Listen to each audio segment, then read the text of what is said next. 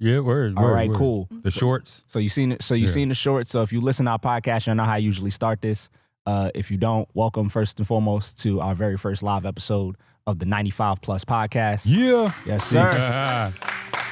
Word. Got a live audience. Yes, sir. I'm excited. It's prelims weekend in black and white.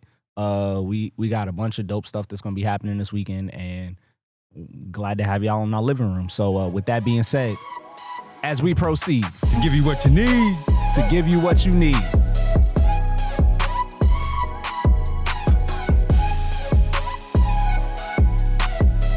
It's 9-5, motherfuckers. Another episode of the 95 Plus podcast. I am your host, Anthony Ragler, a.k.a. Dreadhead in the lobby, not Chance the Rapper, more like Probability the Poet. And I am joined by the GOAT himself, a champion, a survivor.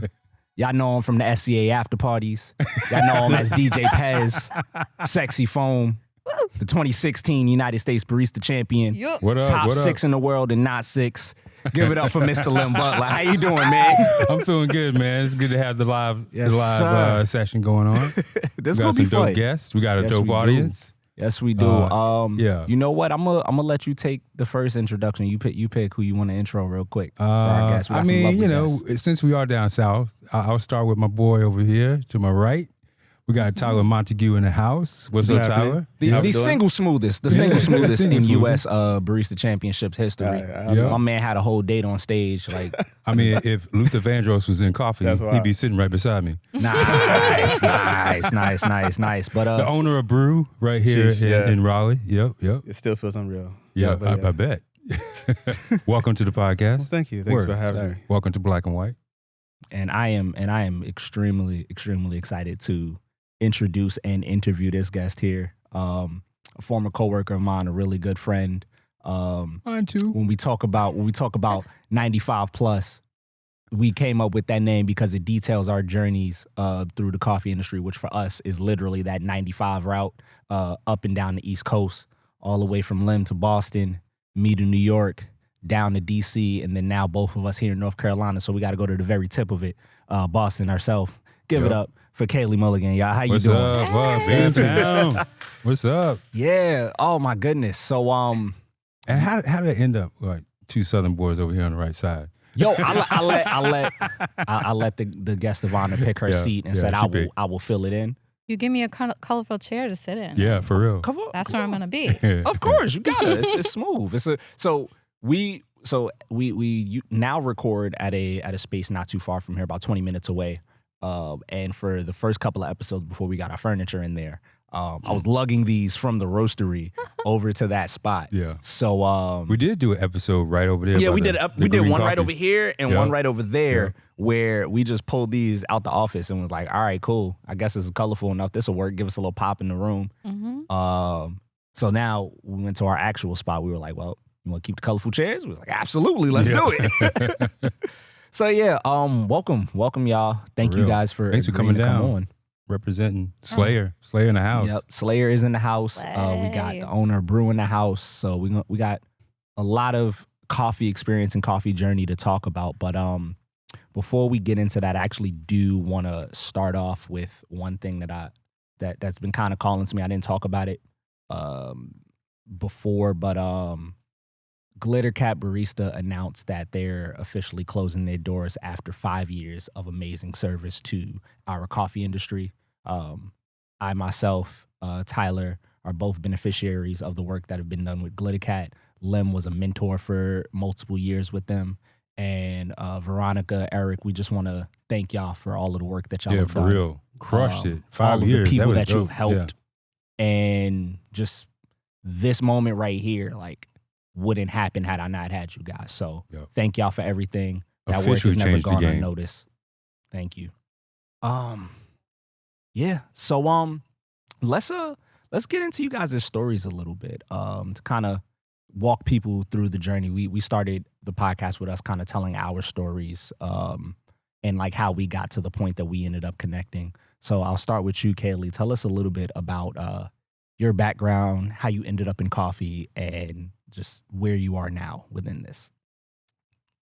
First of all, shout out to Dunkies. Boston represent. Yep. My first job ever.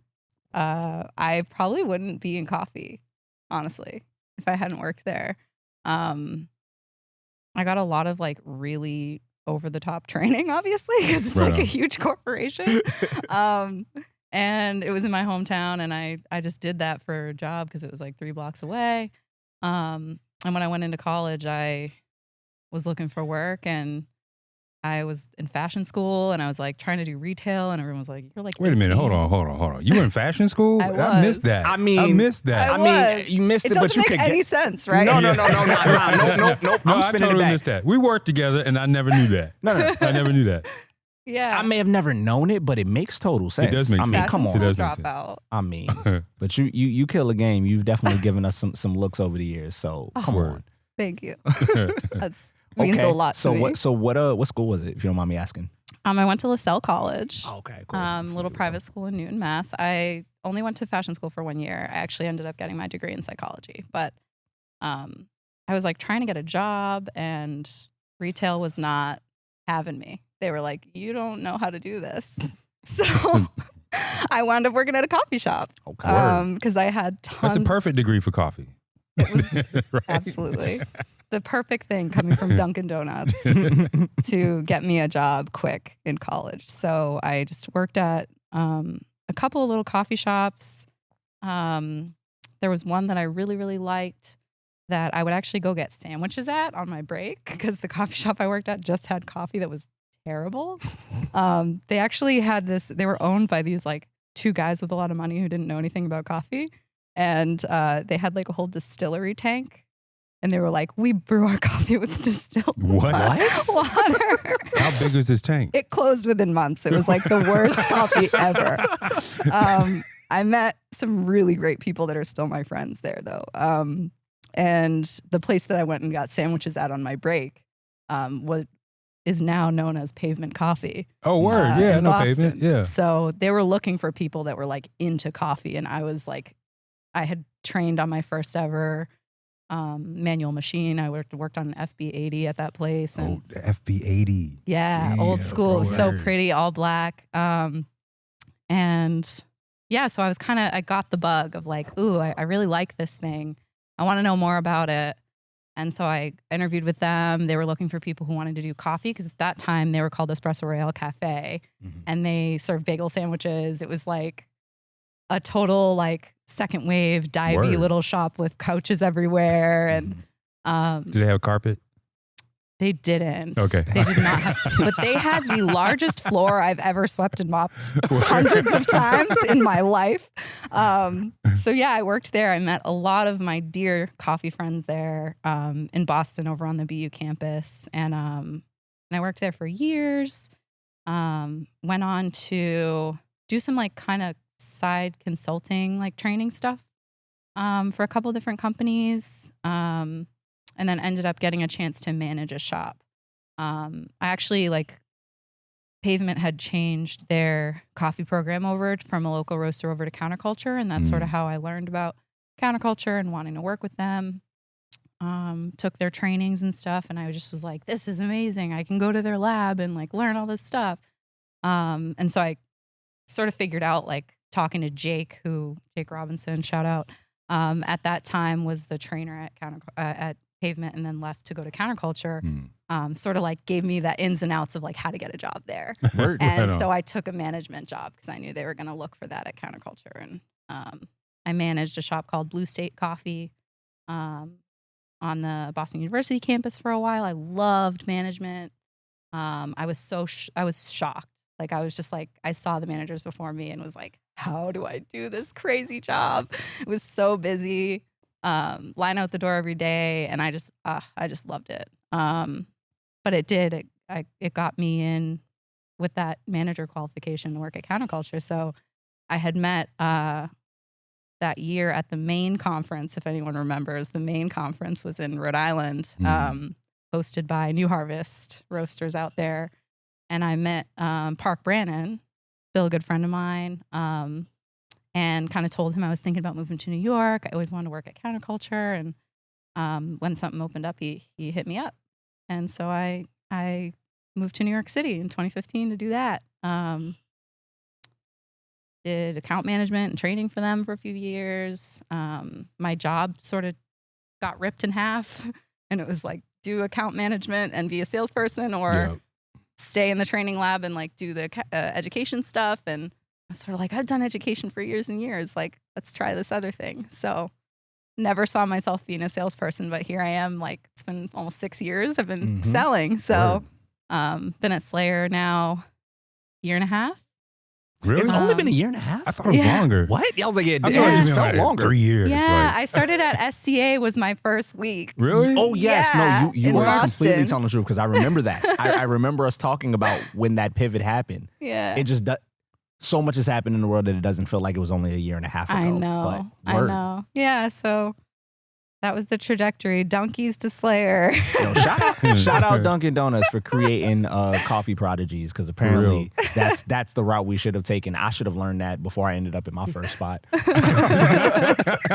Y'all got horror stories for your first spot. Oh, man. we gonna get into some horror stories today, because like I found a couple of through lines. But before I start bouncing back and forth, Tyler, I think it would be a great time for you to kind of give us your origin story of how you got into coffee and where you are now, my friend. Sheesh, yeah. So I got into coffee like strictly off of opportunity. The coffee shop, my first coffee shop job was in Garner, which is about like 20 minutes from here. And tons of syrups and stuff like that. Just the main thing. The coffee wasn't all that great, but at the time I didn't. This is what I enjoyed, which is dark roast coffee essentially. But that owner at the time, I had reached out to them once before trying to get a job and didn't hear anything from them. But then probably say a few months later, they had 2 people just randomly walk off on him, and he had multiple stores. Was that a red flag? Just 2 people just walking off? Hello? You know what? I was... well, we don't know that when we first get into it. Right. Y'all tripping. It was like, oh, this is opportunity. Yeah, and at that time, I was working at Michael's Arts and Craft. Word. Yeah. So I was in retail, and that was like 3 o'clock in the morning till like 8 o'clock. What? Yeah. Michael's open that late? No, like unloading trucks, stocking Word. shelves. All right. And so it was I had like no idea. Back of house. Yeah. So, but I was like a hard worker, a hustler. So I was like, all right, I can do that. And then work like an afternoon shift. Shop closed around 6 o'clock. So I did that for about like 3 years, working at Michael's and then working at this coffee shop. Damn. Sound like me back in the day. And then, Me too. And so eventually, for me, what kind of started shifting that was like I wanted to have my own coffee shop, working at that particular place. And they were encouraging, but I didn't know how deep coffee was at that time. So it was like in the mountains of Femme Baptiste in Haiti on a missions trip when a local brought a bag of like pre-ground, like roasted, probably pan roasted coffee up to us. And that was one of the catalysts of like, we can have our own coffee shop and then we can make like this connect to like missions type of deal. And so it started, me and my brother, it started us on a journey to like how to have a coffee shop. Like, what does that look like? What are coffee shops in the area? And eventually brought me to us doing what we call research, or just going to different coffee shops, hopping to brew. And this is one of the first coffee shops that we had, where at this point I was drinking black coffee, but motor oil, the darker the better. Like, right on. Like it was that was how I prefer my coffee, but had a pour over. And I remember like getting espresso and it was like, this is not how I imagined. And Brew had just started their Cary location, and they put it out where see if you can get hired or not. And that was my first like third wave coffee kind of shop, like where we actually cared about the coffee, didn't have a lot of syrups. And that started me on like learning more about like coffee and its trueness and whatnot. And eventually the coffee shop I was working at, Brew, this other coffee shop, and Michael's. So I was doing all three. And the other coffee shop did not like that I was working at another spot that was in two different cities. One was in Cary, the other one's in Garner. So they eventually... Like they felt like it was competition? 100%. Yeah. And so they didn't say it. And I actually had got to the point where I was like managing of the shop just because I was like a hard worker. So I like did stuff that other people were not willing to do. Not necessarily like going shopping, anything for the shop. But the owners at that time, I had been with them for like several years. They just were like, well, we got to the point where they tried to create a role that I was like, well, this is not what I wanted to do. So they demoted me. But then that wasn't enough because I was fine with that because I never chased a dollar. And eventually they were like, well, we have to let you go. But then Brew was there to kind of like, we can take you. This is way back. Again, Carrie was there. Yeah. And so I started picking up more hours with Brew, working at that location, the one in Cary, and then started working at the one on Seaboard Station off of P Street. So technically still had two jobs. And eventually that continued to like dive deep and like to that world of coffee, learning way more than I ever imagined before. Because I remember when I first applied to Brew, it was like the knowledge that I would gain would be worth its weight. Little did I know I would be where I am at today. Yeah. Word. So yeah. Word. And then just really quickly for the both of you, you guys gave us the story. How long is that timeline for each of you? How long have you been in coffee? Mike. Sorry. When I got my first job, that was 2006. All right, word. At Dunks. And then when I started working in specialty, that was 2008. Okay. And for you? Man, I would say a total of probably like, I've been with Brew for about 8 years. And it was probably like 3 years prior to that working at the other shop. Yo, I'm the baby on this panel. What the fuck? What the fuck? Like, I'm coming up on year 10. This is crazy. Oh my goodness. Damn, I'm So you went from working at Brew to owning it. Brew. Right. Yeah. So the dream of owning a shop actually came true. 100%. Yeah. And it still feels unreal. Yeah. Like I tell people. How was all that? the How was time. that transition? It's been a good one, but I'm like learning so much more Yeah. on like the ownership. It was like the responsibility goes way more than just like managing one shop to now owning 2 shops. Yeah. Where it's So that like Cary shop and the other one is where? in Raleigh off of Wake Forest Road, which is not too far from here. McNeil, right? Yeah, McNeil Point. Yeah. And that one right now, just like I feel like Raleigh here has been dealing with just staffing a lot. So having to like you carry that weight. It's like it doesn't fall on anybody else's shoulders. So being there, being the one willing to like work from sun up to sundown, and then like after hours work, it's like it's all on you. But then again, willing to do that and like signing up for that. So it's been a wild ride, but it's still unbelievable, great journey, and I wouldn't trade it. Word. So, yeah. So I actually want to do a nice little connector to that last piece you were talking about the whole staffing thing. So you guys both own cafes, own coffee companies. Kaileigh and I have not, and I don't know about you, but I don't plan on. Yeah. So with that being said, we all started in this as baristas, just either in a random don't care about coffee shop or on a college campus or at some random spot that thinks they know coffee better than everyone and didn't. So we all got our horror stories as baristas. So I would like to start with, what are some of the things in our time as managers or in our times like being somewhat responsible for the well-being of the place that we remember and kind of stick out to us that led to the staffing things? Because we've all been managers and someone just, hey, I'm quitting today, I'm out of here, or I'm just not going to show up and you get a call because your cafe is not open and you thought you had a day off. Like, what are some of those moments for you? Literally, the first one that comes to mind is it was like I was managing Blue State Coffee in Boston, and I got a call. It was like we were open late because it was on a college campus, right? And it was one of those spots where everybody was hanging out doing work late, and so I think we were open till 10 or something. Damn. Yeah, and so it was like 11 o'clock. I got a call.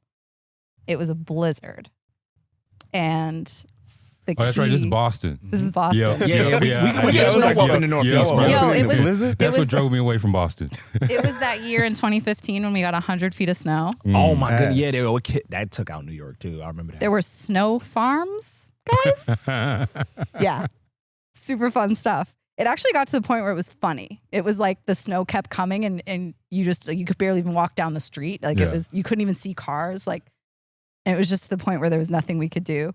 And it was actually funny. But they called me at 11 o'clock saying that the key was so cold that it broke in the door and they couldn't lock the place up. And I was like, shit, what am I going to do? And so I had to like go there and like try to call a locksmith, and it was a nightmare. I think I got my sister to drive me or something because it was like middle of the night. And we ended up figuring it out. There was somebody that could come and we were able to get it out and able to lock it up, but it took hours. And it was just one of those things where it's like, everything's your responsibility because you're the boss. Yep.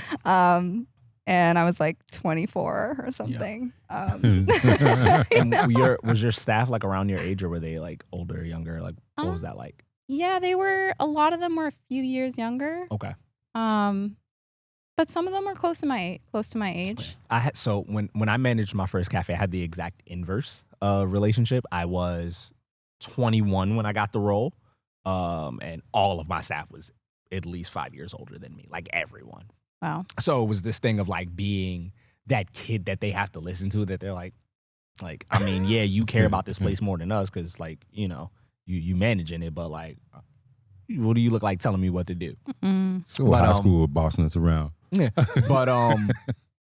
but one thing that stuck out when you brought up like the having to jump out and go like handle things late at night after close. I started managing that cafe, and like I want to say towards like the latter like 6 months or so that I worked there, I'd been bouncing in between like homes and like not having a steady place to stay. And one of our regulars that knew me pretty well, they were kind of cool. Their family was like, "Hey, we're actually about to move to Georgia. I know you're looking for a spot." They didn't know like the extent of the details, but they're like, "I know you're looking for a spot. Do you want to like rent out our apartment when we move?" So I ended up moving across the street from where the cafe I managed was. Oh, no. And that sounds amazing in theory. Like a 2-minute travel time to work sounds fantastic. Until you were the manager of a place and your text messages go from, "Hey, are you coming into work today?" to, "Hey, are you home?" So I remember this one night, I opened, did the things, left, and I decided I was gonna have some friends over. So, you know, I'm 22 at the time. So not the most responsible of friend hangouts. Like, I'm drunk out my mind. We've been, you know, smoking, music blasting, whatever. And it's veering towards the time where like, all right, I should probably go to bed. Like I should probably chill now, right? And then I get a call. And it's one of my staff members, and they're like, "Hey, I don't know how I did it, but I flooded the cafe." Oh no. And I'm like, there's no one else that can solve this problem but me right now. Like, this is my responsibility. And you across the street. I'm right there. So it is.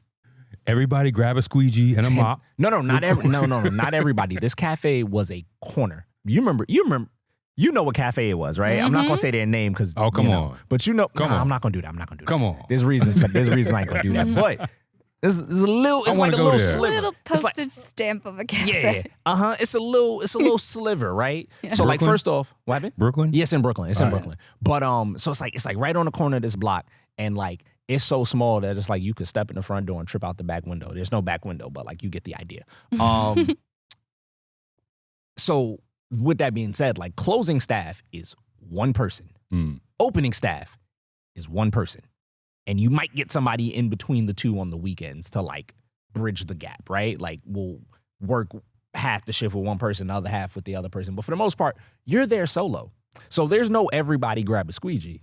It's, hey, I guess we just got to figure this out together. Like, I don't know nothing about machines. I don't know how they flooded this coffee brewer, but we here just cleaning until this machine stops spilling water. And at this time, I had no tech background, so I didn't really understand anything about plumbing, water, like why it was still going, like nothing. I'm just trying to get it solved, and I am still absolutely plastered out of my freaking mind because I was partying earlier. And I'm just like, I wish I could pass this off to anyone else, but not only am I the manager, I live 17 paces away from this freaking building.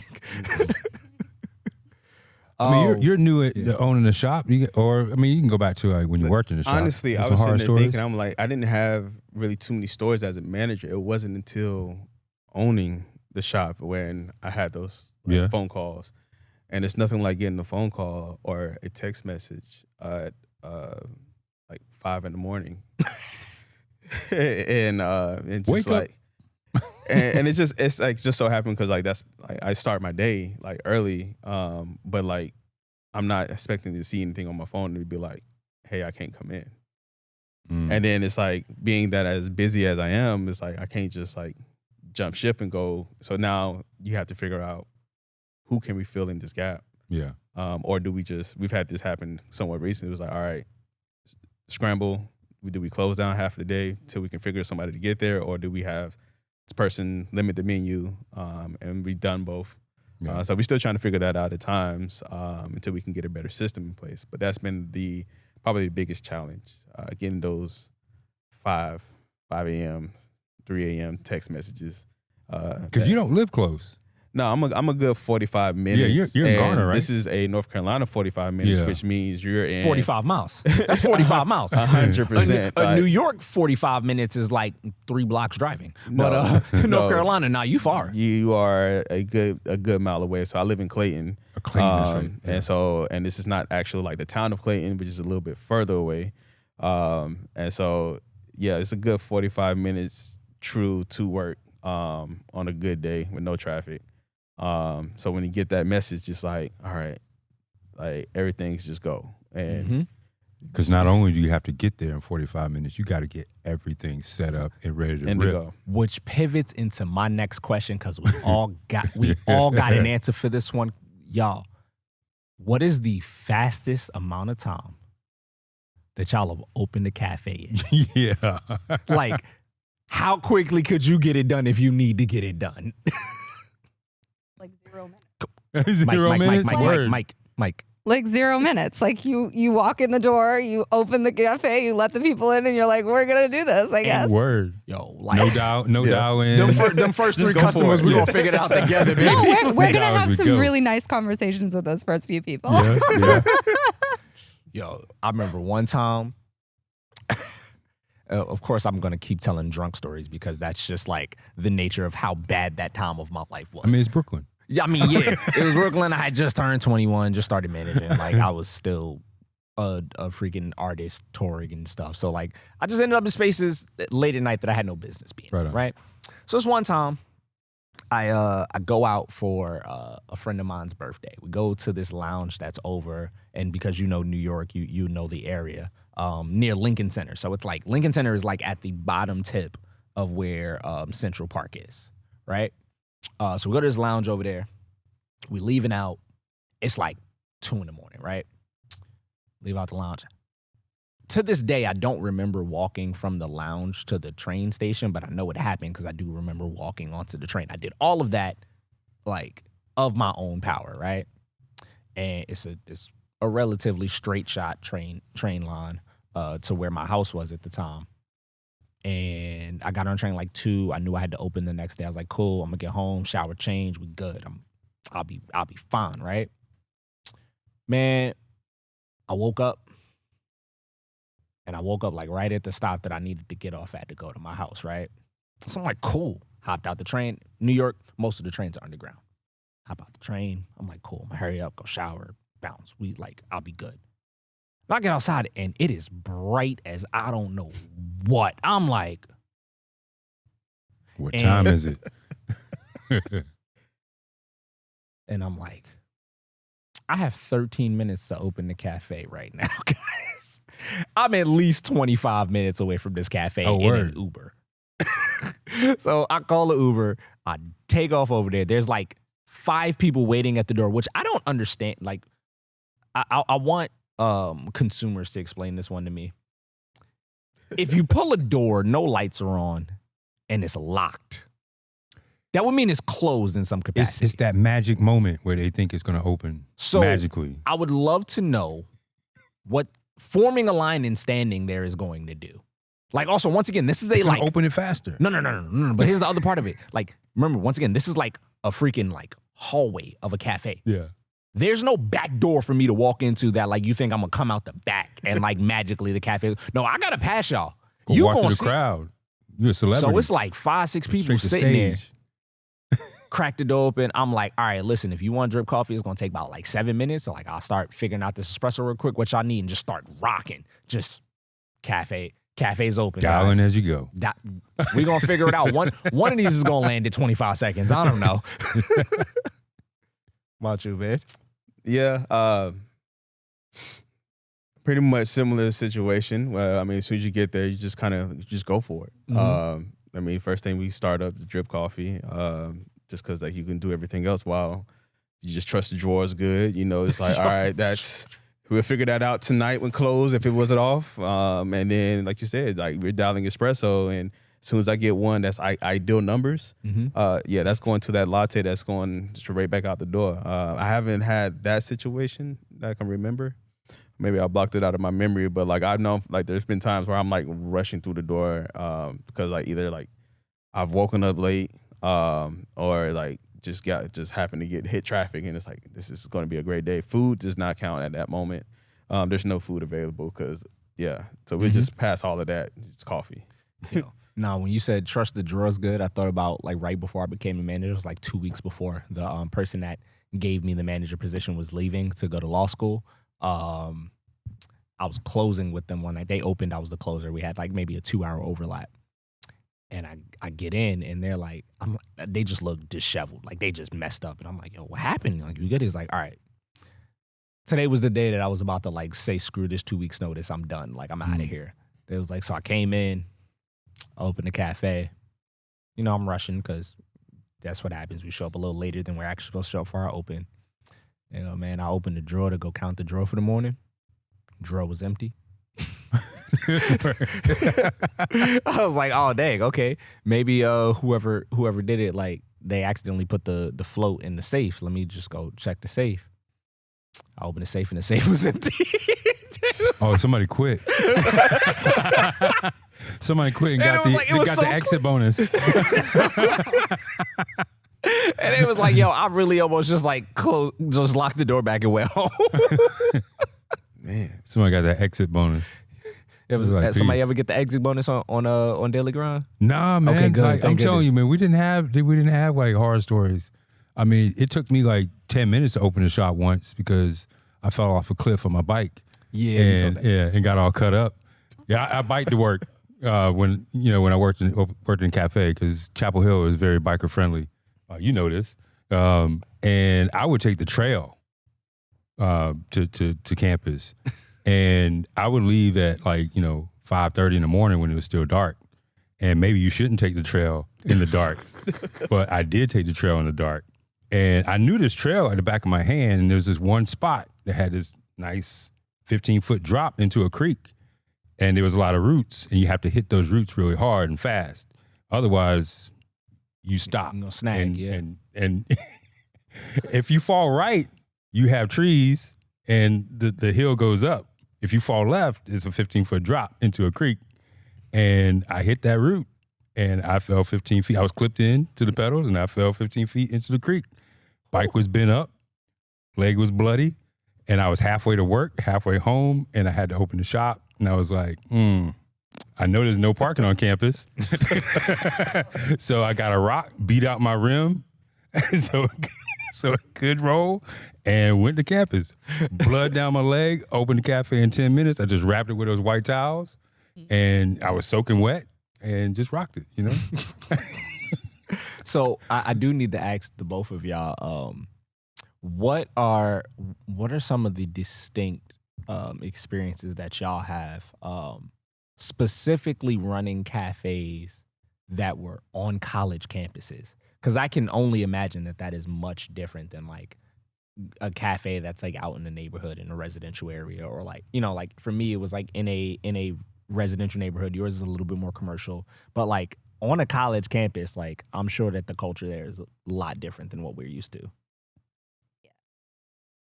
Yeah, lots of different stuff. First of all, it's all students, right, that are working there. So when it's like graduation weekend or like parents weekend, or it's exams, like it's like impossible to staff because it's like everyone's doing stuff. I gotta study. My parents are in town. Yeah, like there were lots of like things like that. I'm graduating. F this job. I mean, honestly, it was half the reason I wanted the job as a manager, because in Boston during the summer and winter seasons, it's miserable to make money because all the students leave. So on the one hand, they're all gone, and you're like, they're all gone. This is so nice. There's 0 like tips. It takes no time to get anywhere. Like nowhere's crowded. It's awesome, but like there's no money to be made. So like when I was like, I can have a salary and like not have to work for tips anymore, sign me up for that. But it was, it was really challenging to make money. So I would always just try to like work it so that I had some form of a plan ahead of time of like who's going to be here, who's going to be going home or away or whatever, so that like I could just give people who were going to be there enough hours and like maybe find some part-timers who wanted like a summer chill job or something if I had to. But the staffing and the money situation was pretty rough, like just being on a college campus and relying on that schedule. But as far as, like our customer base, most of the time we were slammed, which was great. And it was tons of like professors and wealthy students from all over the world. So it was like my team made great money. And the people were very generous. We had like a couple of like bad apples that were kind of just like really entitled people who kind of wanted their coffee on a silver platter, But it was like kind of those couple of people, and they had their charm in a way. And I would like, brag about this all the time as a manager. I was like, our customers literally are the best. Like they were really, really kind to the staff. They were pretty understanding about things. Like, man, I had these like 2 grinders that I had to clean all the time. And like whenever they'd be down in the afternoon, when I'd hope it was like catching it at the right time, that we weren't going to have a huge rush. People would always understand. Like I was really happy with the grace that we got from our customers in a lot of those cases. Great to have never worked in a cafe in New York, because that don't exist. Oh no. Yeah. There were some perks, but I would say the seasonal nature of college campuses was probably the biggest challenge. And then I would assume on a college campus, you guys closed down for like holidays and stuff like that, right? Yeah, we were. Yeah.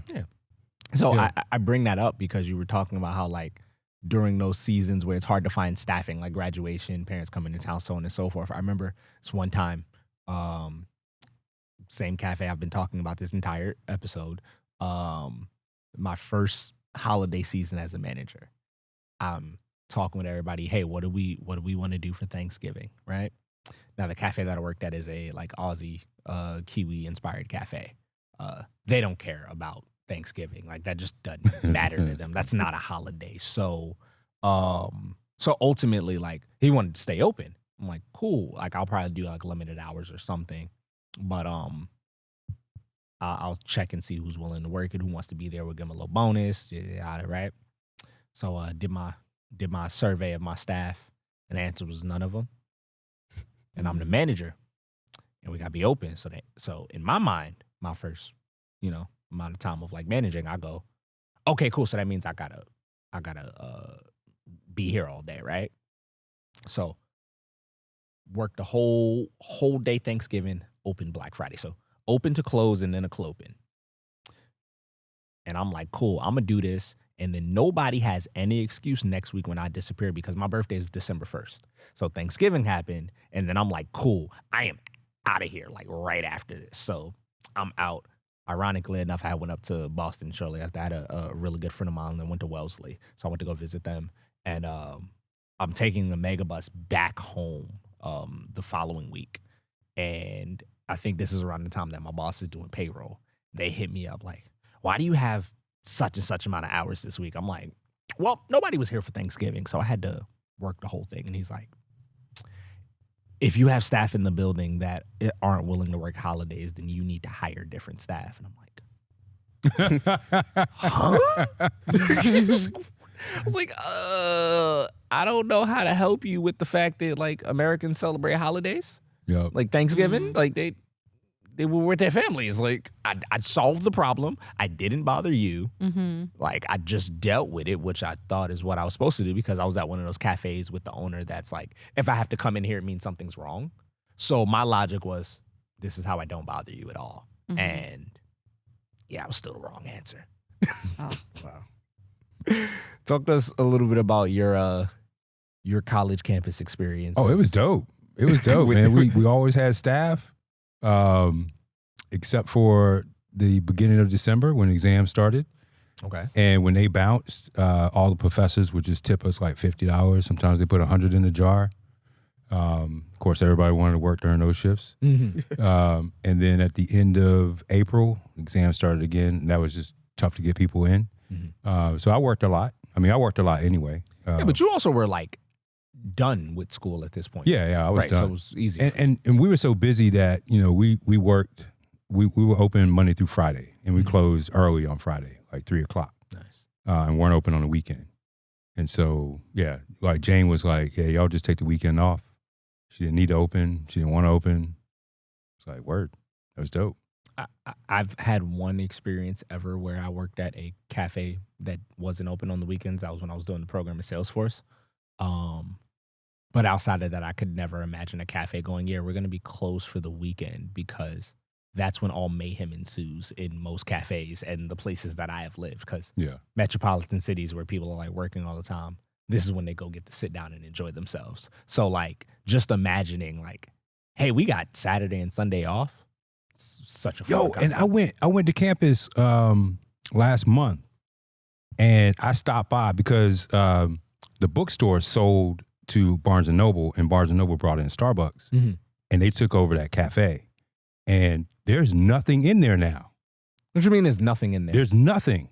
It's like, Jay, what happened to that cafe in student stores?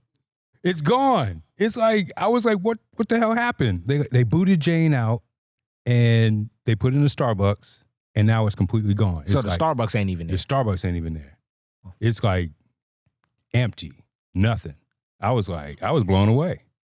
But because that was a dope cafe. It was busy from like open to close. It was nuts. And now it's gone. You kicked the soul out of the building. That's what happens. For real. The place I managed also. Really? The place I on managed the also campus? ceases to On exist. campus? Yeah, it's wild. There's only one independently owned business on UNC's campus, and it's a coffee shop. Jane had opened a second shop called Friends, and when the university gave her the shaft, she sold it to the general manager, and now he runs it. Okay. So the one person here who the cafe that they manage still exists. What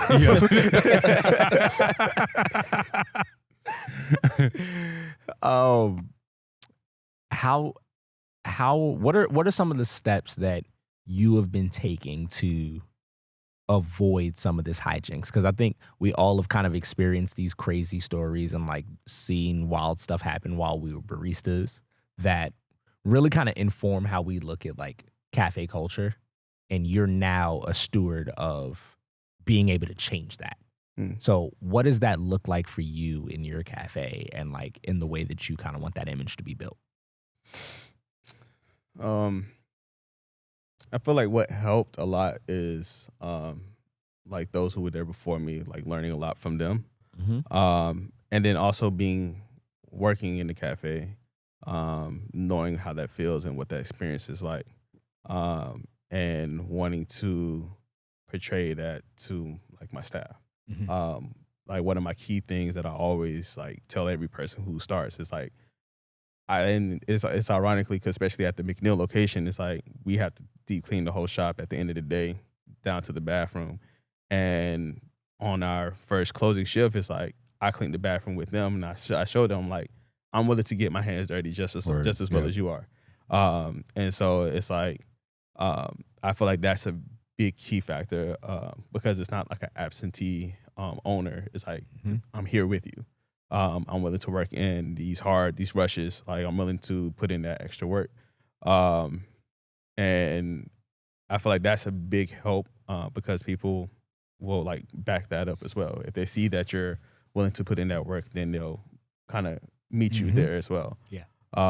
As well as, again, it goes back to like, I've been on the other side where I know how like their expenses and what that feels like.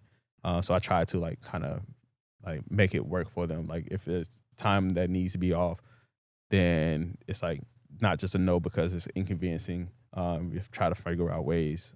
At the same time, not just like push everything else to the side. We'll figure out things to do. Right. So, yeah. Yeah, a couple of episodes ago, Tamika dropped some knowledge about managing a cafe, and she was like, they're not there to work for you, you're there to work for them. Yeah, as a manager, as an owner, you create this culture, this atmosphere of folks wanting to do what's right in the cafe. What they want to work for you because you're there for them. Exactly. I thought that was pretty dope. And that's like a thing that I kind of like, I remember that, and it's like one of the things that I go by is like every good leader is first a server. Yeah. So it's like same thing. Like you're serving them, and that's like how you're being a good leader. Yep. Yeah. Back when I thought I wanted to own a cafe, like that was or a coffee company, that was kind of the route that I thought I was going when I was dabbling in all of these different aspects of like front of house coffee. I had part of why I was like trying to learn as many different things as possible is because I always kind of held on to, I don't want to say that resentment, but I held on to like the impact of what an absentee owner was. And then like my first cafe out of that place, I got the juxtaposition of like the owners that are like, oh, there's a rush, I'm getting on the line with you guys. Like we're going to figure this out. And I always held such a respect and high regard for owners that were willing to like take on the brunt work and also do the things that we didn't want to do when times got difficult, because it showed us that like, hey, no, like we're here for you. So I tried to learn as many different aspects of the business for when I did open my own cafe or did open my own like coffee roasting company. Whereas because I've worked it and because I've like gone through the day-to-day of it, there's no way that I can ask something of someone without knowing what that actually entails for them. Because like there's a lot of times where if you haven't, like there are people that's like, hey, look, I used to work as a barista 20 years ago and now I own a cafe, so I'm going to ask you to do something. And I know what that takes because I did it 20 years ago. It's like, nah, things have changed.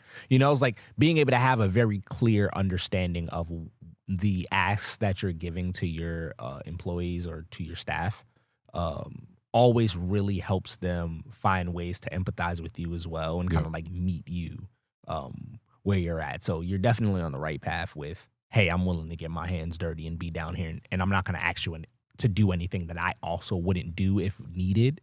That definitely helps command a lot of like respect and admiration for the position you're in.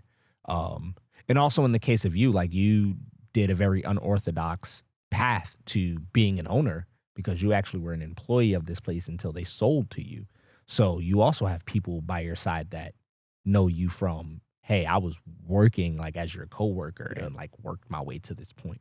So that's going to be something that like people are able to hold on to and like always hold you in a space that's a little more gracious than the places that we have had some of our horror stories at, because you're willing to do that work and you still have been willing to do that work. So and that's my Carrie staff. Like shout out to them, like everybody that works at the Carrie shop. I mean, I love my Raleigh shop as well, but like Carrie's been there from like before that transition happened, to the extent where it's like I joke about it, I'm like, I got kicked out of Carrie.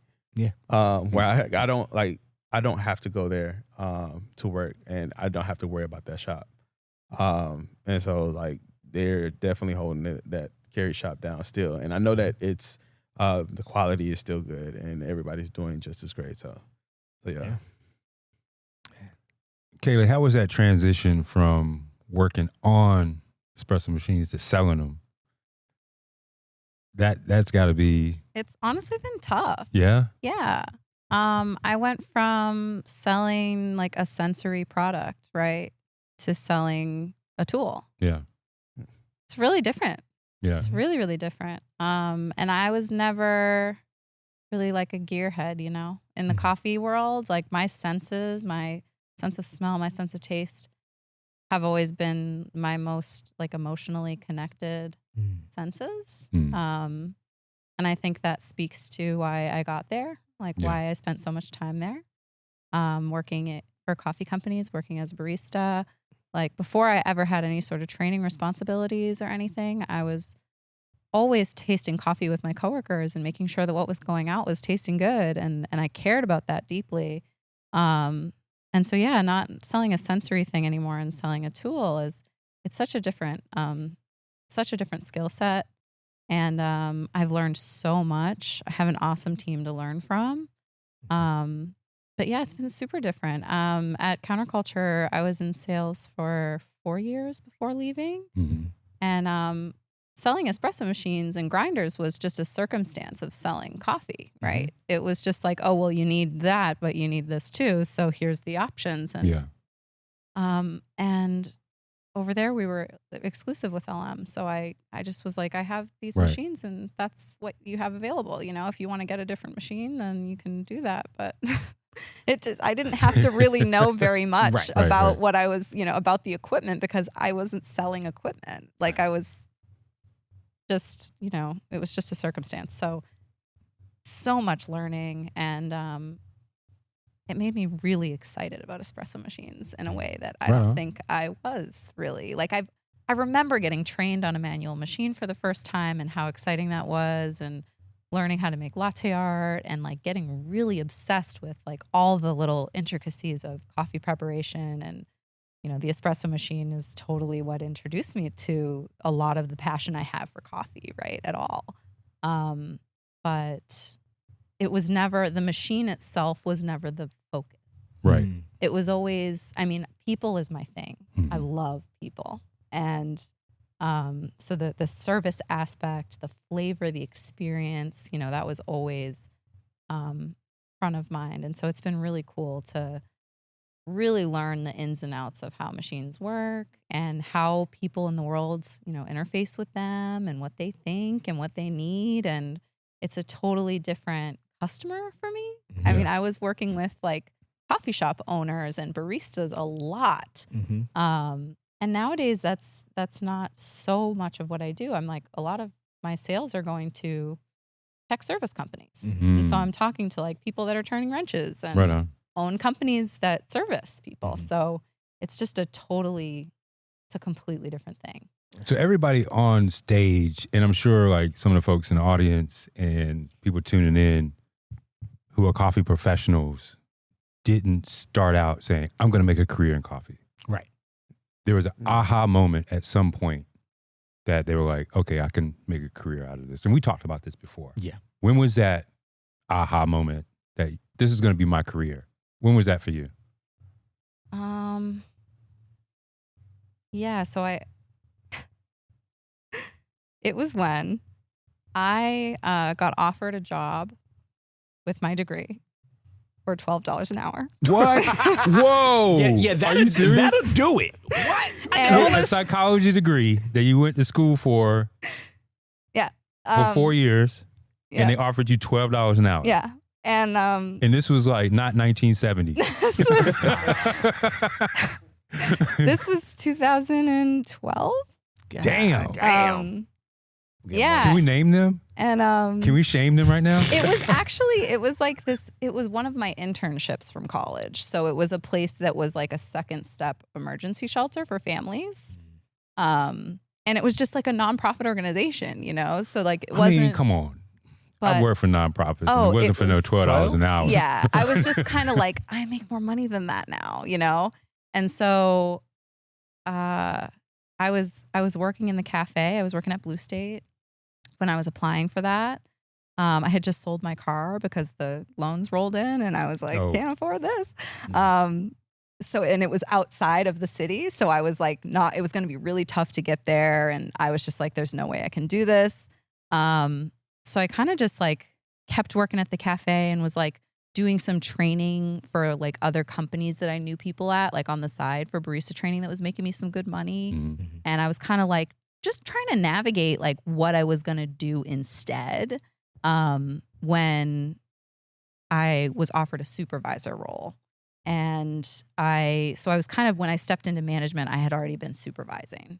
And so I already had some like buy-in from the team and stuff. And I was pretty scared to manage, but I was just like, I need to make more money. Like I just, it's an opportunity. Maybe if I like am scared, I can just learn the stuff. Like I know people in the industry, I'll figure it out. And I just loved it so much more than I expected. And I always, in the back of my mind, had my eyes on wholesale. Like right on. I kind of like, I remember when I worked at Pavement and I saw my friend get the job at Counterculture, and I was like, that's so cool. Like that you get to just like teach the labs and like work for a roaster. Like that's so awesome. And the place I worked at did roast their coffee, but it was like out of state. So I wasn't going to be part of, that operation. They didn't really have like a wholesale person. Like it was just really small and everybody did everything kind of vibes. So I, at that time, did have my sights set on getting into wholesale. And so I was like, if I can manage this and get this experience, knowing how to manage a shop, then I could be an account manager. Right on. And then that was kind of it for me. I was like, heck yeah. And then you just stumbled into sales shortly thereafter because of but yeah. No, so you talk about the fact that like what did it for you, like yes, the coffee aspect was cool, but like what you cared about was people, and that's like why you gravitated towards education, account managing, and like even like sales at the beginning of your tenure with Counterculture. Like you're dealing with the people, you're still getting to see that end product. What allowed you to feel comfortable making that jump to go into machine sales? Because yes, like you said, you're now your target audience is much different, and like you're still helping people and interacting with people, but the people that you're used to doing that work for is like another step down the supply chain, as opposed to now where you're mostly working with tech manufacturers, coffee roasting companies that will install and service your equipment and like resell it. So, well, I mean, I think on the one hand, I had been at Counterculture at that point for 7 years when I left, and it's a long time to be somewhere that isn't your own company, Yeah. And so I think I was, I had gone through a lot of stuff in the previous few years before that. I was kind of like on a roll with like the level at which like the intensity at which my life was changing. And so I think I was just like very open to opportunities. And I've always been like interested in a challenge. I think like, I remember when I first was starting at Counterculture and Park had asked me like, what do you see for yourself? Like what's next? And I'm like, I just got here. This is my dream job. What do you mean? Like, this is what I do. And I never saw myself like, because he saw that you could totally do the sales thing. And I didn't, Yeah. And I didn't look at that at all. I didn't think of that at all. And I'm such like a natural salesperson because I'm a people person. Yeah. And that's what the sales job is, right? Yeah. So yeah, I didn't quite see myself doing sales. But once I kind of didn't have a choice, or I did, but like my job got changed, I realized I was good at it. And so when I was offered like, hey, would you want to apply for this thing? I was like, well, I've done really well in sales and I've sold like tons of espresso machines. So I could do this, you know, I could learn this. And I mean, going back to the thing about people, when Tommy Gallagher's like, you want my job? I mean, I get to still work with him. And he's been, my longtime friend, one of my first friends. Shout out to Tommy. Always shout out to Tommy. He's going to be on here at some one point. day. We're going to get him. If we got to go to New York. We gotta. We can do it. Yeah. I don't need an excuse to go to New York. We can go to New York. Yeah. So, I mean, you follow your friends. You really do. Yeah. And that was certainly part of it for me. is like, cool, I get to work with you again. That'd be nice. Word. You follow your friends is a very like profound through line in this room right now, because like hello, like this here, and then also like even like this friendship. Shout out to occurred. Kansas. Like, well, New York, really. That's well, I mean, no, I'm the first. Yeah, well, technically, I did meet you in New York first, and then it was Philly right after that, and then it was the competition circuit, and then like Tyler and I don't know if I've ever told you my perspective of this story, but we had you and I had the conversations we had about me doing the Killmonger routine. Yep.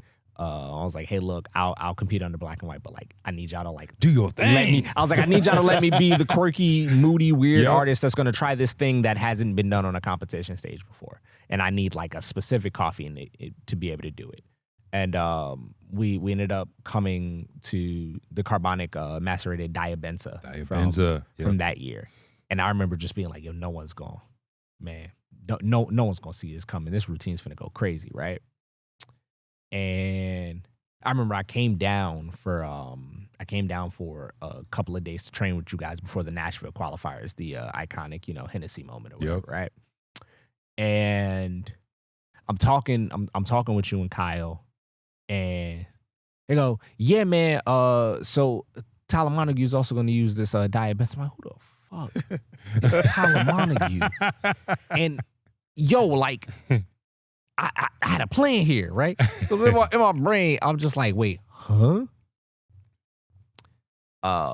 We go to Roseville because that's where the training setup is at that time. Yeah, that's where I got to meet you. Threw my knee out for the first time when you came through the practice that day, and I just remember being like, nah, this dude is dope as hell.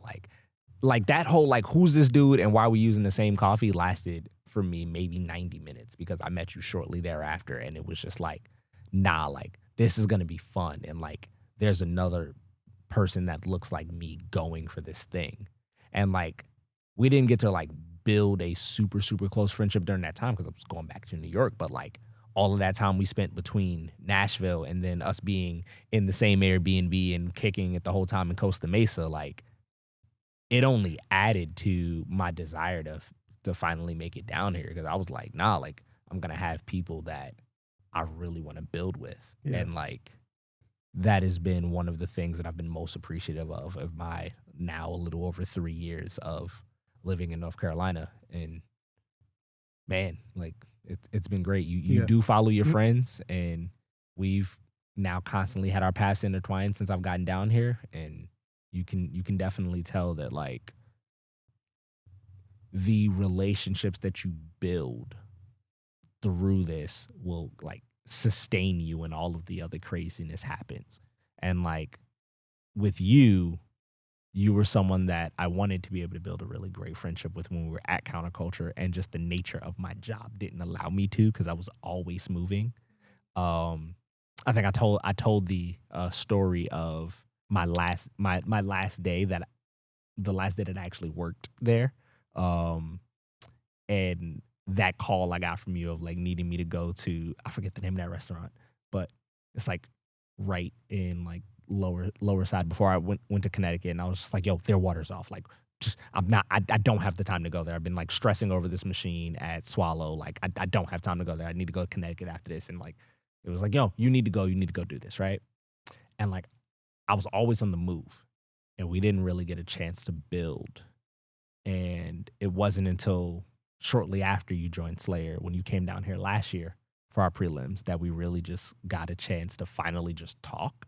And it's just like, I'm glad we're in a position now where our work lives also allows us to have such a good friendship. And I'm really appreciative of getting an opportunity to follow my friends and to maintain friends despite all of the hijinks that we have experienced in Speaking this of world. hijinks, Kaileigh was the other person that saved my life in 2016. Oh my God.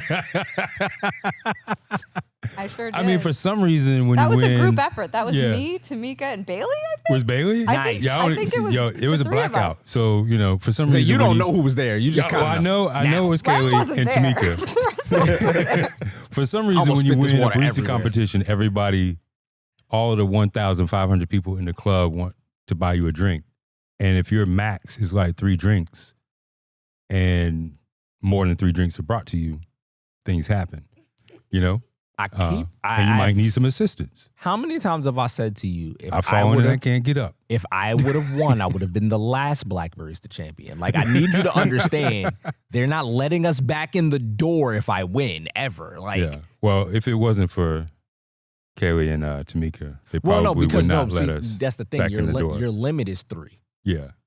I don't really. But I had more than 3. Yeah, but I don't really know the answer. I don't even know how many I had. So like we would have found out the like the end of the science experiment. Like the hypothesis would have been I could do this, and the result would have been no, I can't. Word. And they'd be like, all right, that's enough, no more.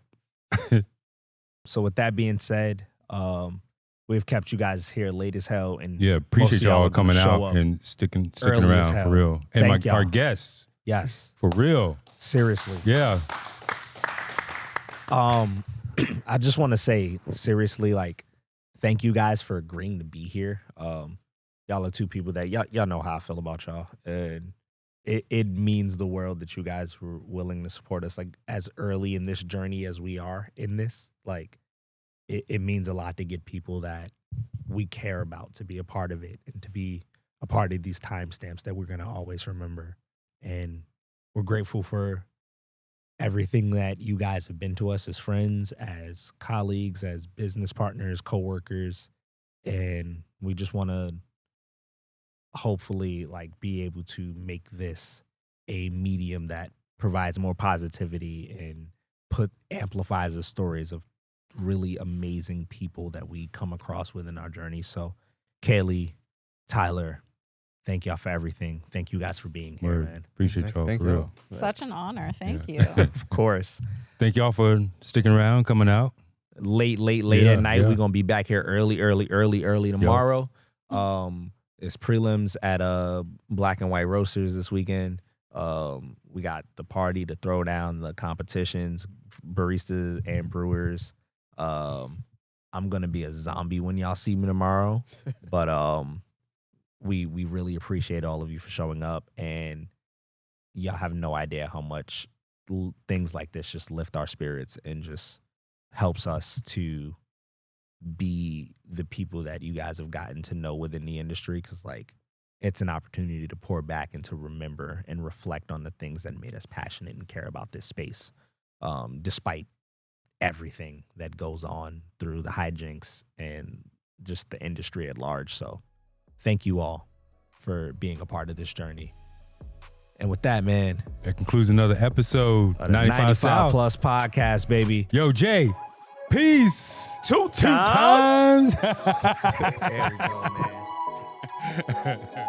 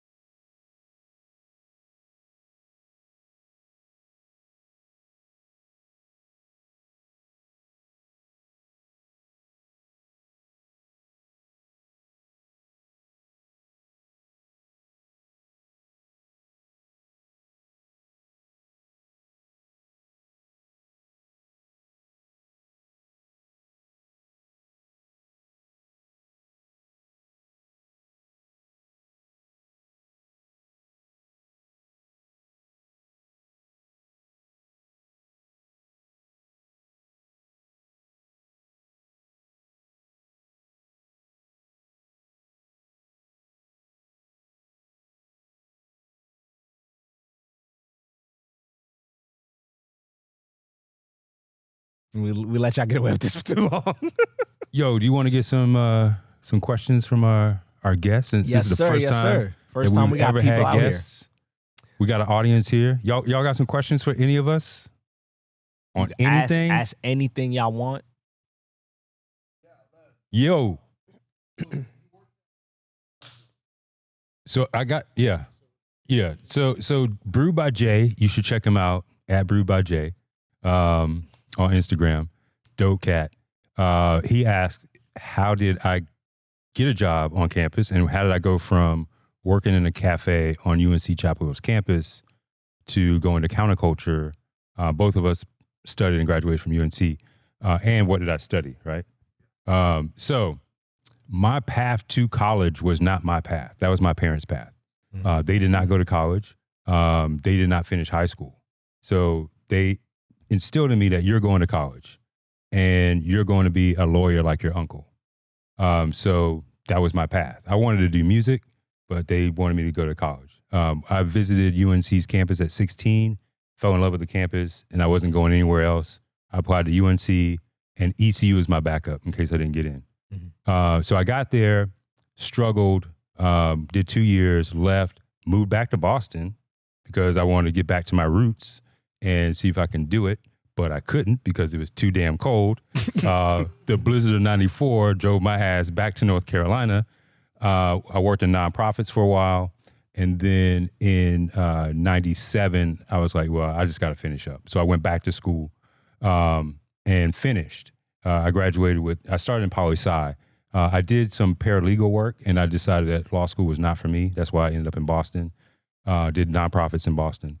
And since I had already had credits in political science, I just wanted to finish. And I graduated political science. I started a band. I started a music and video store. Started a band. We toured. And in 2001, we broke up. I DJ'd. And then in 2003, I wanted a day job. So the first thing I saw was for a barista shift at the Daily Grind, of all places, on the campus of UNC. And I didn't drink coffee at all in college. I drank Mountain Dew because we had a soda machine in my dorm right by the exit. So every morning, Mountain Dew. And I went to the student union and got a muffin and went to class. And that was my thing. So I didn't drink coffee until I started working at the Daily Grind. It was an independently owned shop. They used counterculture. I moved through the ranks. At 6 months in, I was going to quit, discovered the competition. So I stayed another year, competed, didn't do so well, competed again, did well. The owner put me in charge of training everyone, rewriting the manual. And I became manager. I sucked at being a manager. I hated it because it removed me from the coffee, and I just wanted to be a part of the coffee. One day, Ken McDuffie from Counterculture, he was a tech, came work on one of our machines. I asked if they were hiring because, by then, competition opened up the door for me. It was like, when you're a barista, you have blinders on, and this is you go to work, you make coffee for people, and you go home, and that's all you see. You don't really see the industry. And so when I competed and did well, I went to nationals, and that year nationals was in Charlotte, and so I got an all expense paid trip to Charlotte. But they did take me. Counterculture did take me to Nicaragua because they felt bad about that. So when you win a regional, the sponsor they give you an all expense paid trip to nationals, and so I went to Charlotte. But when I went there, I saw 5,000 to 10,000 people. This was bigger than the cafe. I was like, oh, you can make a career out of coffee. I just have to figure out how to do that. And one day, Ken McDuffie was working on our machine, and I asked if they were hiring at Counterculture. And that started. I came in through the back door, bagging beans, became the head blender. And then after 2 years of doing that, I became wholesale support and, education. And that's how my aha moment was actually in Charlotte. At Expo in Charlotte. Yeah, that was my aha moment. Yeah. Yeah. Any other questions? Yeah. So how was the transition? Wait, before you answer, to repeat that question for the listeners at home. He wants to know, how was the transition, and correct me again, how was the transition from winning nationals, going to worlds, placing fourth, working for an already big company, and in your mind, you were saying that I had influence on or being the face of that company, right? Mm-hmm. How was that transition of worlds to coming back to the States and then starting Black and White? Is that right? Right. Okay. It was a whirlwind, first of all, because I never expected to win. My goal after 8 seasons of competing, not succinct but spread out, my goal was just to make finals for the first time ever. And so when I won, and I've retired before, but this was going to be, I make finals, I'm done. I'm quitting. I'm not doing competition because I had a family, kids, and my priorities were shifting as far as like my time availability to commit to competition. So I was going to be done, and then I won, and I was like, well, damn, now I got to prepare for Worlds, which is a lot bigger. And what was really cool was the farmer that I used was Jose Gallardo from Finca Negul in Panama, and he sent me a picture of his family sitting around a computer watching me win in Atlanta. And the whole presentation, was all about his story of how he started this project. His dad is the farmer. He's a, civil engineer and a professor in David in Panama. And they had this experiment. And so the presentation was all about him, his family, and they watched this and they were very moved, and they were like, you need to come down and source the coffee for Worlds. So I did that, and then I end up at Worlds. And backstage when I did make finals, I was so surprised that I made finals that my palate just shut down during my practice session. And Kyle was backstage. I've known Kyle for years. He worked at Jubala. I was Jubala's rep when I worked at Counterculture. He's competed in regionals. I've competed in regionals. He never beat me, but he had a great palate, and he was backstage working for Malcuna USA. And I was like, Kyle, you got to taste this coffee because I can't really taste anything right now. And he tasted the coffee. My flavor notes were on point.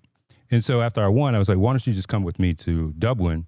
And while we were in Dublin, that's where we kind of crafted this idea of Black and White. And it was kind of like a debate over what color the equipment should be, black or white. I wanted matte white. He wanted matte black. But then, coming back from, because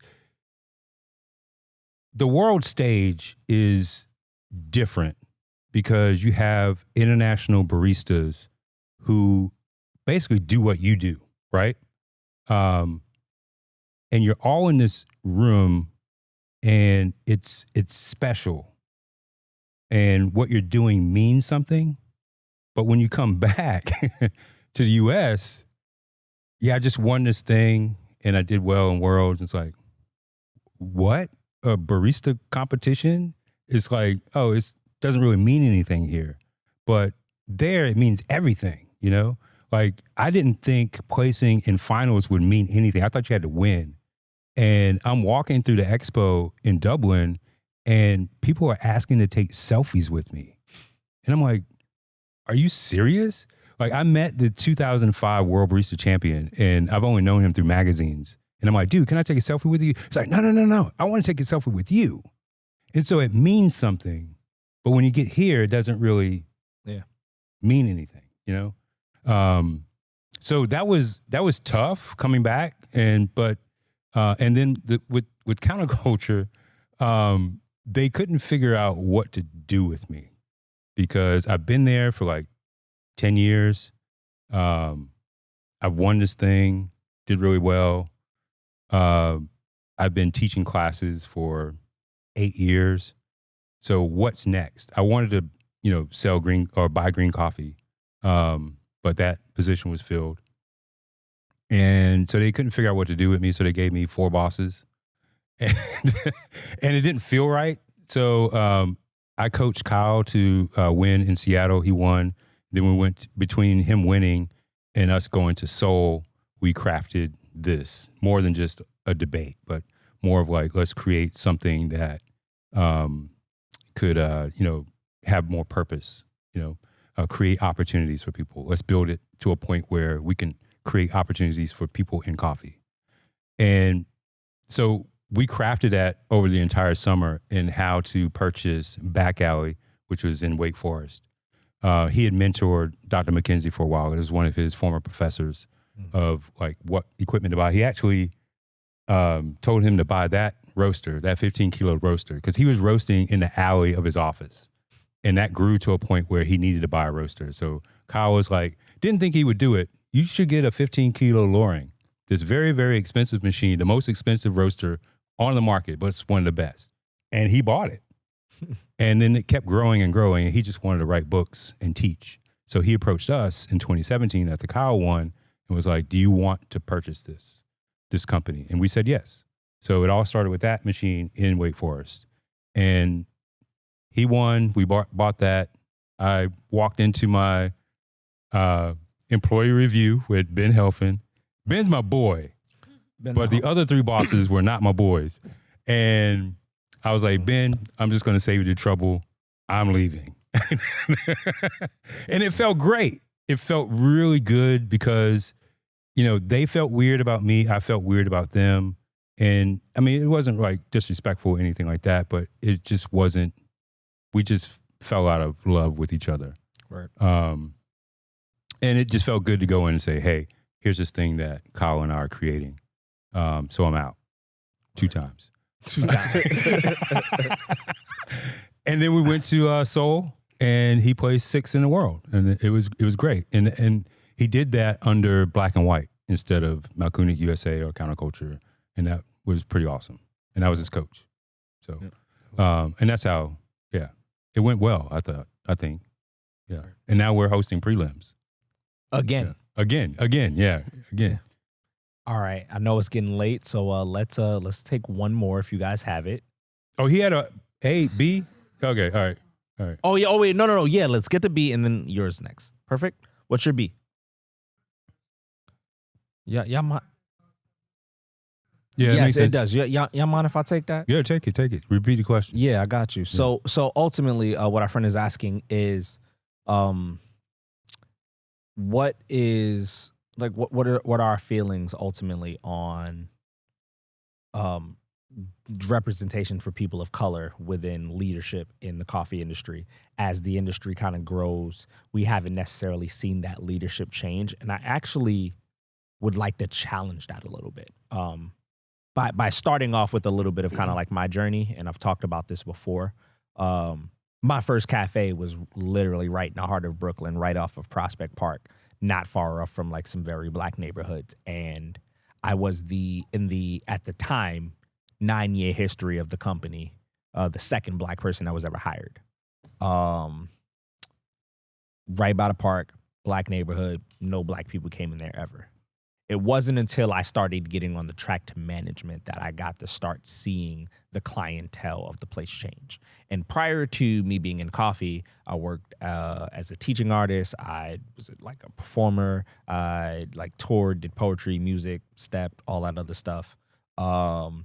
I operated in some like hyper black, hyper queer spaces, hyper woman led spaces.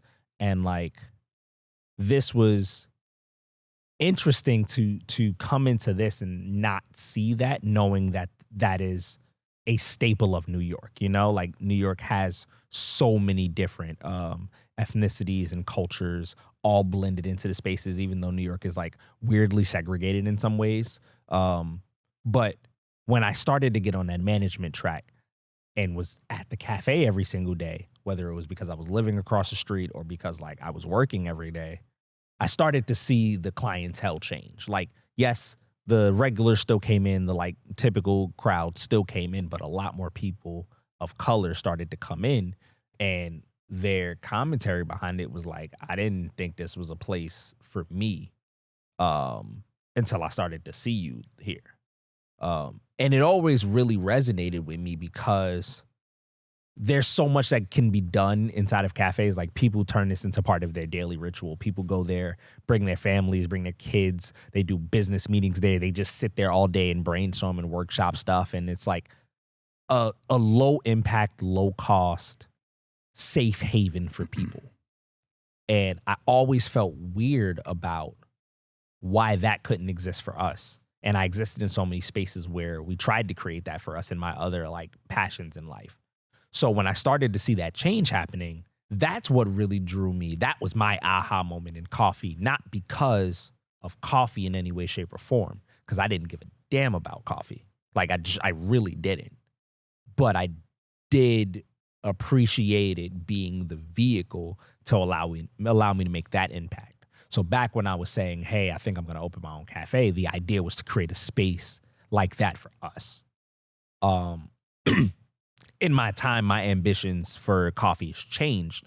But what really kind of set it off for me, I decided I was going to go through the competition circuit. One, because I just have a very weird competitive part of me that just had to be like exercised. But it was, hey, I want to find out if the things that I've learned in coffee are true and are correct. And the only way I'll know it is if I go to the place where the experts are and like go find out like if I'm going to fall on my face in competition or fall on my face in front of all the people that actually know what they're talking about. So my first year I competed, I made it to nationals. And when I got to nationals, out of all of the U.S. coffee competitions that was happening, barista, brewers, cup tasters, roasters, and coffee and good spirits, I was the only black competitor, the only one. I made it to semifinals of the United States Barista Championships, came in 8th, and just barely missed finals in my very first year. And Lem comes to me as I'm receiving my score sheet, and he's like, hey, man, so I'm going to see you next year? I'm like, nah, I'm not trying to be the college brochure black person in here. I'd much rather be on the other end, being able to like help more people that look like me get into this space and allow this to develop their career. The next day, Lem hits me again and is like, seriously, man, I really think we should talk about you doing this again. And I'm like, yeah, all right, whatever. And then a couple weeks later, we're having a sales conversation because I'm working for Salesforce at this time, and I wanted to use Black and White as our coffee roaster. And we have the sales conversation, we do the things. And then Lem goes, all right, man, so we'll definitely sell you coffee, but all right, we really need to talk about you doing competition again. And that was when I went, all right, cool, I'll do it one more year, but I got this idea for a routine that I didn't do this year because my white boss told me it wouldn't be likable enough. If you let me do this routine that I have kind of like swirling in my head, I'll do it. And he gave me the green light. He let me go ahead. I ran it past him and Kyle and was like, hey, if you guys are willing to take the risk on me saying things like this on stage, I'll go for it. And that was my Killmonger routine that got me to finals of the United States Barista Championships. But prior to me making finals, going through that process, we got to see a lot more black competitors show up to the competition space. That Nashville qualifier in 2020, because it was January 2020,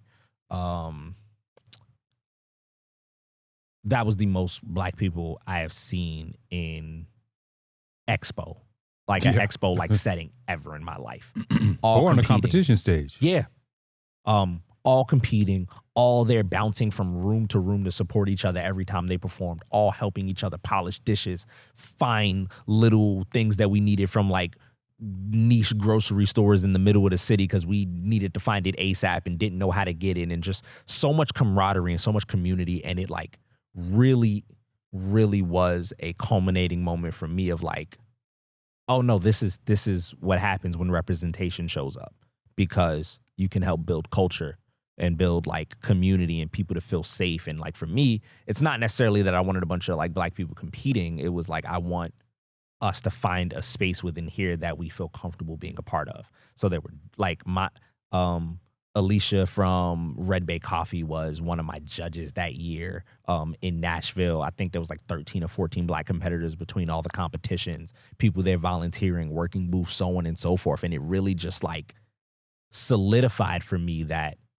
me deciding to do this ended up allowing us to kind of push forward and have more of a show up, because we went from the last time we were at a coffee event, it being just me, to everybody showing up going, I can do this in my own realm that works for me.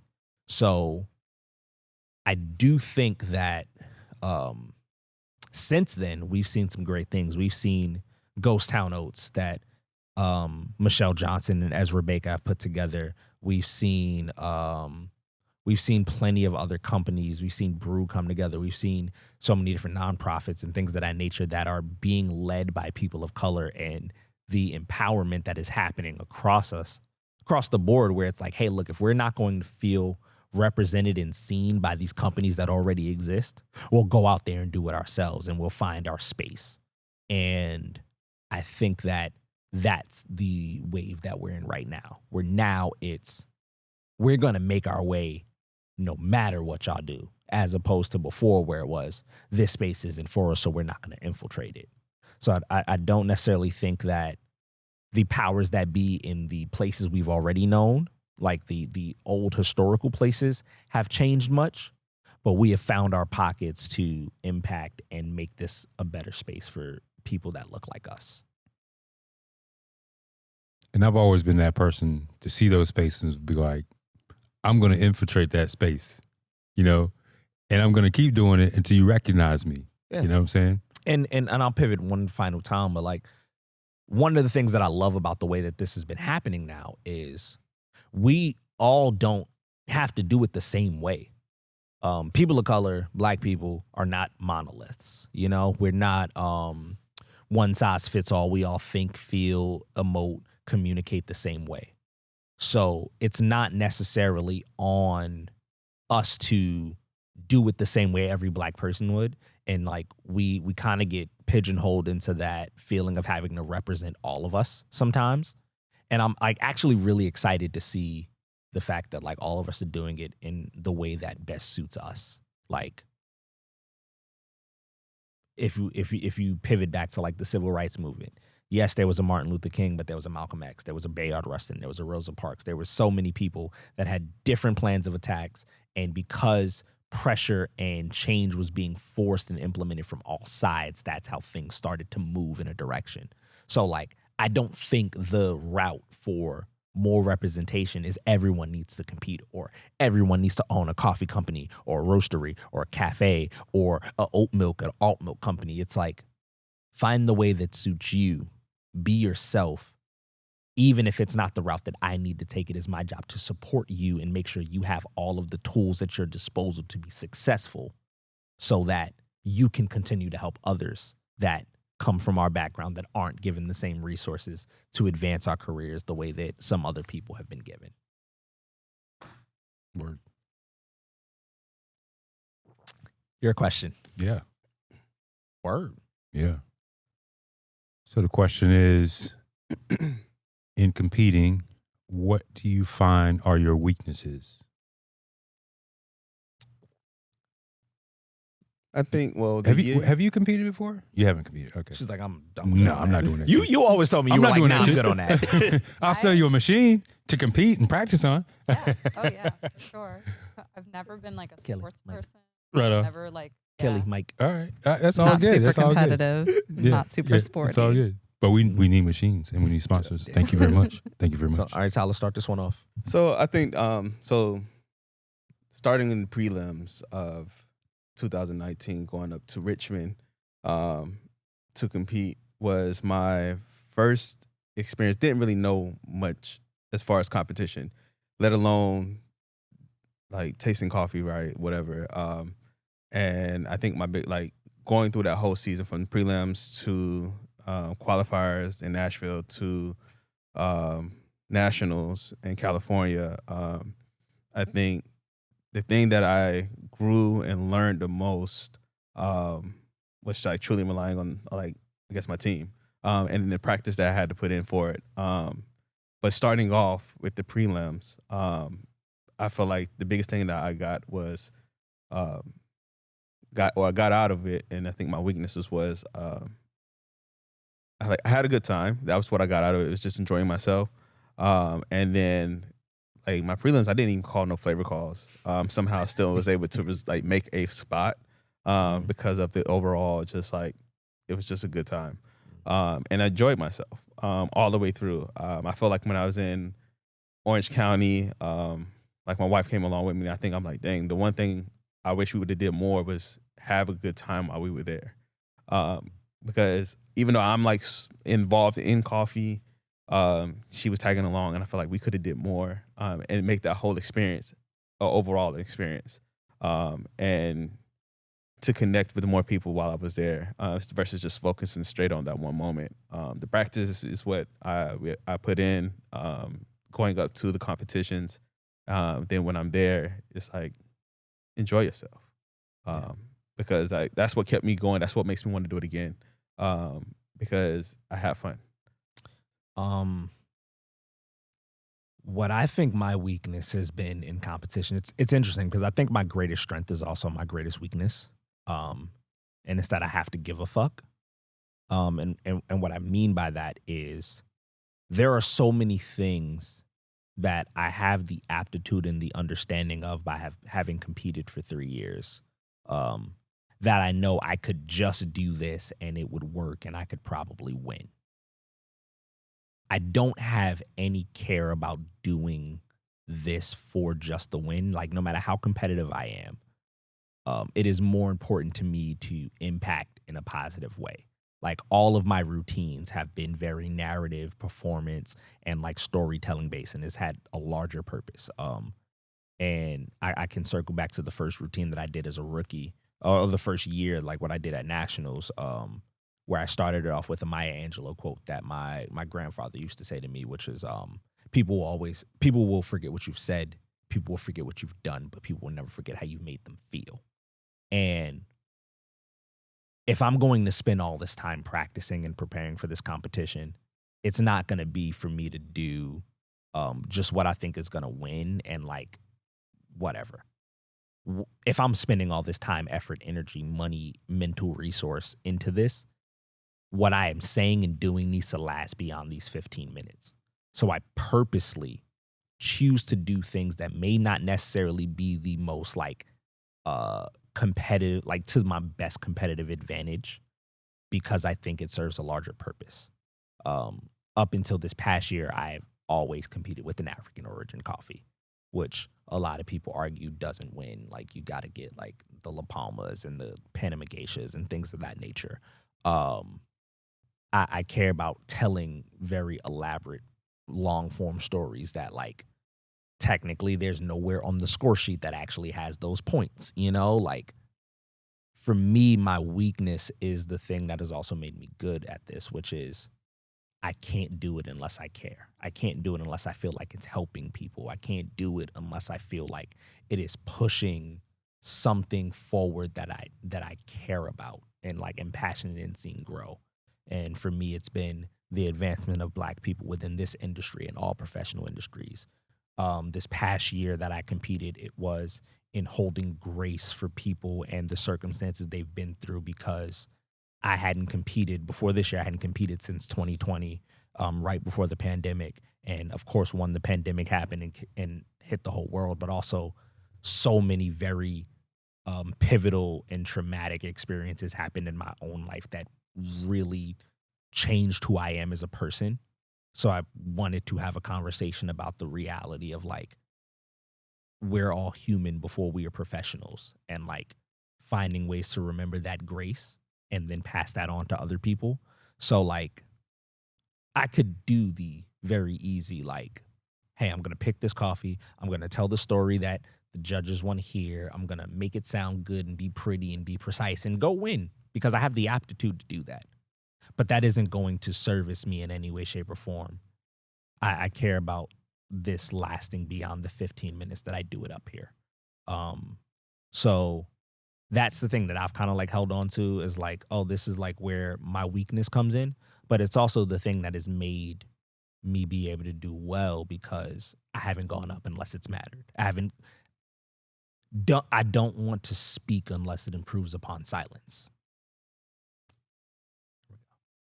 Word. That fun aspect is real. You ever been on bar shift? You're with the right coworkers, the right customers are coming in, the coffee's tasting great, you're just in that moment and you're having fun with it.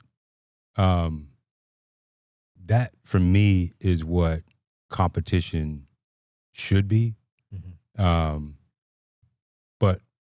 discovering my weakness took a while, and my weakness was ego. And the judges will be quick to tell you what you're doing wrong. And you need to go into it. Well, I needed to go into it as a learning experience, but I always went into it like, especially that first competition, because back then we didn't have prelims. It was like full on 15 minutes, all drinks, Sig Bev, everything, $200 to compete. You bring everything. And, you know, I thought I was this badass barista because I was rocking it out in the cafe. And I get there, and out of 25 competitors, I placed 23rd.